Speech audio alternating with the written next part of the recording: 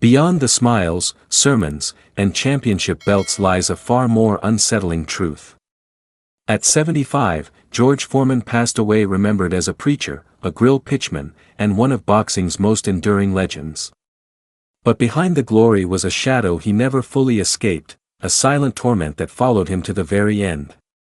A secret he never truly explained, the rise of George Foreman. George Foreman's journey began in the unforgiving streets of 1950s Houston, Texas, a place defined by poverty, hardship, and survival. Born into a struggling family, George grew up amidst constant adversity. Trouble seemed to follow him, or perhaps he sought it out. By his teens, he was a regular on the streets. Skipping school, picking fights, and committing petty crimes, he later admitted he was fueled by rage, a deep, directionless anger that left him on the edge of destruction. There was no path forward, only survival. But fate intervened when he joined the Job Corps, not out of a desire to change, but for the $1.60 weekly stipend and an escape from the chaos around him. That decision, however, would alter the course of his life. Within the Job Corps, he encountered Doc Broadus, a boxing trainer who saw something in George that no one else had, not just raw power, but potential. Broadus offered him something George had never known: discipline, purpose, and belief. George began training with fierce dedication. For the first time, fighting wasn't just instinct, it had meaning. With every punch, he was carving out a new identity, one forged from discipline rather than desperation. In short order, he began dominating amateur bouts. His size, strength, and ferocious punches quickly made him one of the top young fighters in the nation. And in 1968, George earned his place on the U.S. Olympic team.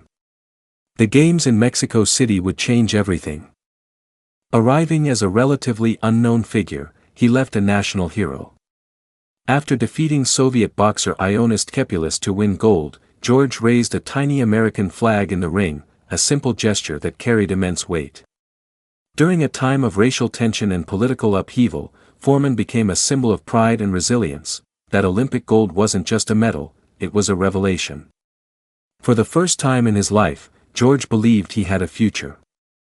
From a troubled youth in Houston to a champion on the world stage, he had defied all odds. Promoters quickly took notice.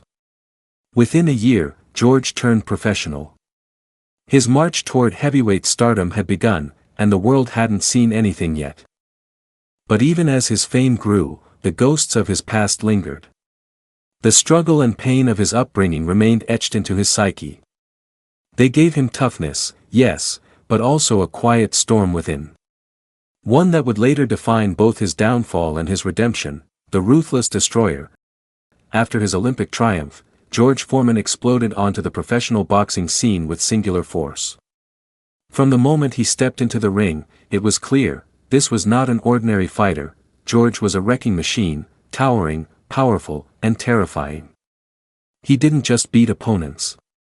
He dismantled them. Beginning in 1969, Foreman built an undefeated streak that left a trail of knocked-out contenders in his wake.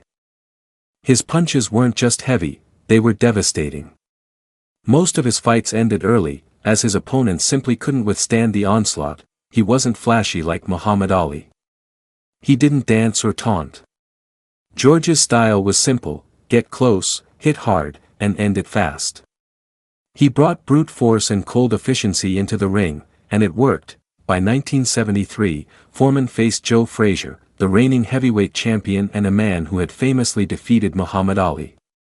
Most believed Frazier had the upper hand. They were wrong. In just 2 brutal rounds, Foreman floored Frazier 6 times before the referee mercifully stopped the fight. It wasn't just a win, it was a demolition. That night, George Foreman was crowned heavyweight champion of the world. And in that moment, he became a global phenomenon. Howard Cosell's electrifying call, "Down goes Frazier. Down goes Frazier," echoed through history, forever tying Foreman's name to one of boxing's most shocking performances. Foreman didn't just win, he inspired fear. His aggression, his power, his single-minded destruction of opponents earned him a chilling reputation. Fans loved the carnage. Fighters dreaded the matchup, and the truth was, George didn't mind the fear. He was still angry. He still carried that fire from the streets of Houston. He once admitted he preferred ending fights early, not just to dominate, but to avoid getting hurt himself, and so, the legend grew. George Foreman, the man who rose from nothing to become the most feared boxer on the planet, but even as the world watched his meteoric rise, few understood the pain behind the power, and the darker turn his story was about to take, the fall and the fire within. At the height of his dominance, George Foreman looked unstoppable. But in 1974, the unthinkable happened, and everything began to unravel. The rumble in the jungle was set in Zaire, now the Democratic Republic of Congo. It was a colossal showdown between the undefeated champion, George Foreman, and the former champ, Muhammad Ali. Most believed Foreman would crush Ali like he had every other opponent. After all, George was younger, stronger, and more powerful, but Ali had a plan. Using what would later be dubbed the rope-a-dope strategy, Ali absorbed George's brutal punches round after round, letting the younger fighter exhaust himself. And in the 8th round, when George's power finally waned, Ali struck, knocking him out in one of the most shocking upsets in boxing history. Foreman's defeat was more than just a loss. It shattered his identity. The man who had once struck fear into the hearts of opponents now questioned everything. For the first time in his career, George had been outsmarted, outlasted, and humiliated. In the years that followed, his career began to decline. Although he remained a top contender and even challenged for the title again, the aura of invincibility was gone. Something in George had changed, something invisible, but profound. Then came 1977, and the turning point that would change him forever. After losing a controversial decision to Jimmy Young in Puerto Rico, Foreman experienced something far more intense than physical defeat. In the locker room, overcome by exhaustion and despair, George collapsed. What followed was not a medical emergency, but a spiritual awakening. He later described the experience as a near-death vision, a moment where he felt his soul leave his body. In that moment, he said, he saw himself in hell. He begged for another chance at life. Not as a boxer, but as a man. He got it. When George awoke, everything had changed. He no longer wanted to fight. He walked away from boxing at the peak of his earning potential and turned instead to religion. He became a born-again Christian, dedicating his life to preaching and community work. Friends, fans, and critics were stunned. The fearsome warrior of the ring had been replaced by a smiling, soft-spoken pastor. George opened a youth center in Houston, ministered in churches, and gave away much of his money to support the mission. To some, this transformation seemed genuine.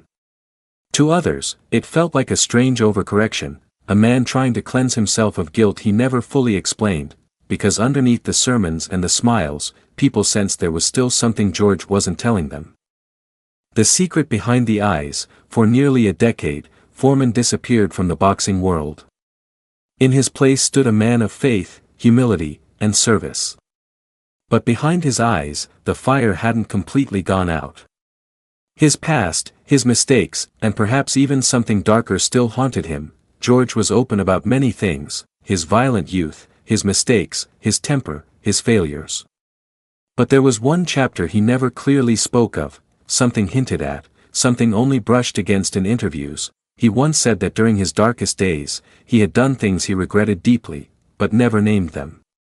Some believed it was guilt over his past behavior in the ring. Others suspected it had to do with people he hurt before he found God.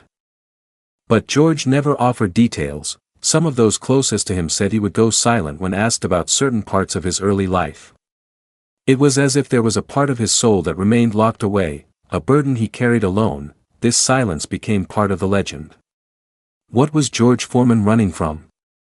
Was his transformation into a preacher an act of redemption, or atonement? Whatever it was powerful enough to keep him away from the sport he once dominated, until necessity, and fate, brought him back. The comeback no one saw coming. In the late 1980s, George Foreman was nearing 40.